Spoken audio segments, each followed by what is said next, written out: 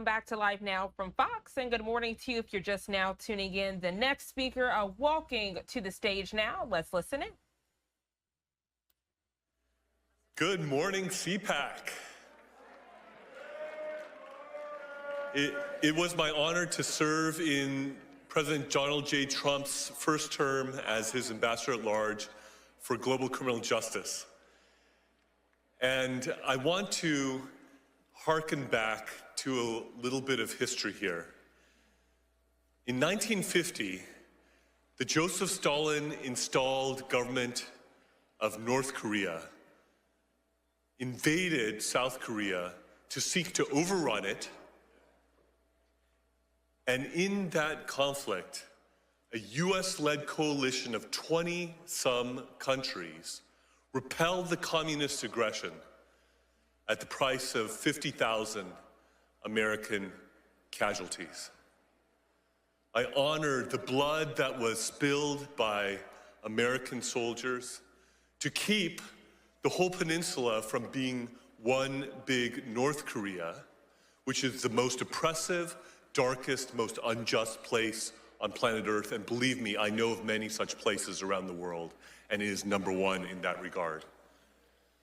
Now, South Korea stands on the edge of a cliff.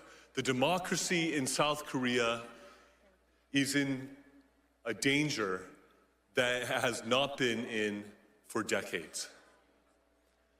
President Yoon, who loves America, who was strongly and staunchly allied with the United States of America, has been impeached and is in danger of being prematurely removed from office.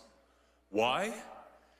Because he had the courage to stick out his neck and say that there are things that are amiss in South Korea because there have been many indications of election fraud.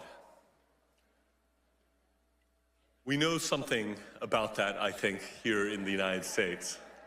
And there is a parallel situation going on. President Yoon, indeed, has been called the Donald Trump of Asia.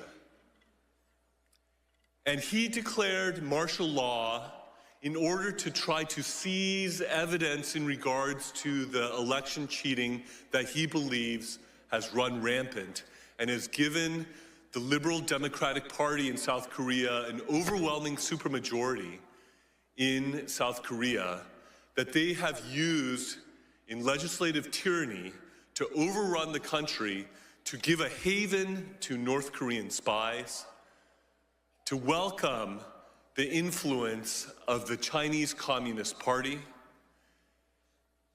And they are rushing through a conviction process potentially before the Constitutional Court that if 6 justices on that court vote to remove him from office, he will be prematurely removed from office even though he was the duly elected president of Korea by the people of South Korea. They are rushing this through because his chief political rival who wants to supplant him as president, Lee Jae-myung, who has allegedly sent millions of dollars over to North Korea against US sanctions and against the UN Security Council sanctions, who has aligned himself with North Korea and with the Chinese Communist Party, is himself accused of various crimes that if he is convicted, he would be disqualified from being a candidate for president of South Korea. So there is a legal and political race going on to try to convict and remove President Yoon before Lee Jae-myung is disqualified for running for president of Korea in the emergency election that will ensue if Yoon is removed. This is an issue for which freedom-loving, democracy-loving Americans should not be neutral. This is a situation where our government and our people should stand with our allies in South Korea and with President Yoon and stand up and be counted and let the world know that the robbing of democracy and the destruction of democracy, that we spilled blood to the tune of 50,000 casualties in the Korean War, will not be in vain, but that the democracy in South Korea could flourish and the people's elected president, President Yoon, who loves America, who is closely aligned with America, would be able to be vindicated in the Constitutional Court and restored to his rightful office. Thank you.